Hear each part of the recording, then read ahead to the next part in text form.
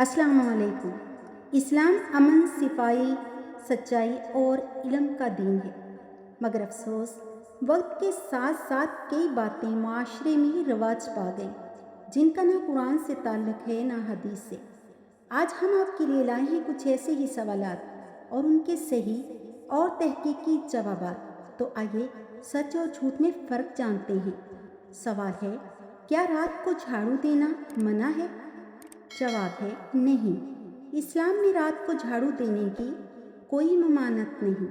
صفائی کسی بھی وقت باعث ثواب ہے۔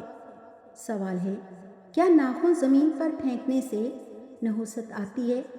جواب ہے نہیں، یہ توہم پرستی ہے۔ صفائی کے اصولوں کے مطابق ناخن کو مناسب طریقے سے ٹھکانے لگانا بہتر ہے۔ سوال ہے، کیا رات کو ناخن کاٹنا گناہ ہے؟ جواب ہے ہرگز نہیں، صفائی کی نیت سے کسی بھی وقت ناخن کاٹنا جائز ہے۔ سوال ہے، حضرت یوسف علیہ السلام کو مصر کی کس چیز پر مقرر کیا گیا تھا؟ جواب ہے، وہ مصر کے خزانے یعنی مالیات پر مقرر کیے گئے تھے۔ سوال ہے، کیا جھاڑو مارنے سے رزق بند ہو جاتا ہے؟ جواب ہے نہیں، یہ غلط عقیدہ ہے۔ صفائی نصف ایمان ہے اور جھاڑو دین اسلام میں پسندیدہ عمل ہے۔ سوال ہے، کیا رات کو کپڑے سکھانا شیطانی عمل ہے؟ جواب ہے نہیں، اس کا کوئی اسلامی ثبوت موجود نہیں، یہ صرف عوامی قیاس آرائیاں ہیں۔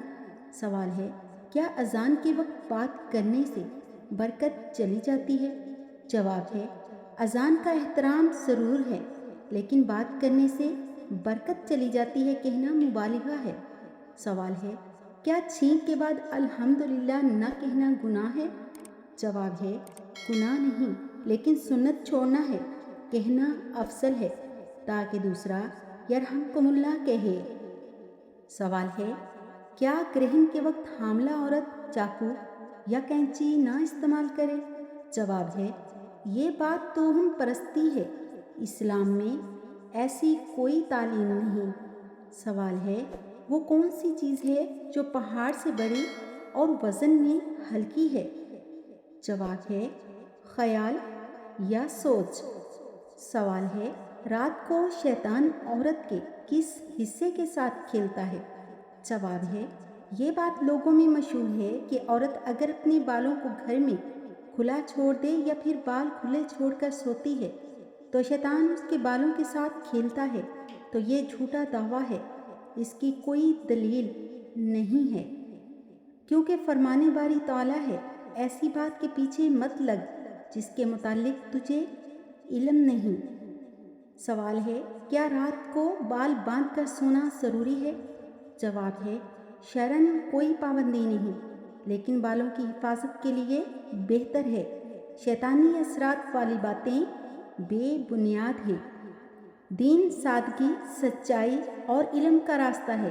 غلط باتوں کو آگے نہ بڑھائیں، صرف وہی مانیں جو قرآن و سنت سے ثابت ہو۔ علم حاصل کریں اور دوسروں تک پھیلائیں۔ اگر آپ کو یہ معلومات فائدہ مند لگیں تو اسے ضرور شیئر کریں، اور یاد رکھیں، اسلام میں علم پھیلانا صدقہ جاریہ ہے۔ جزاک اللہ۔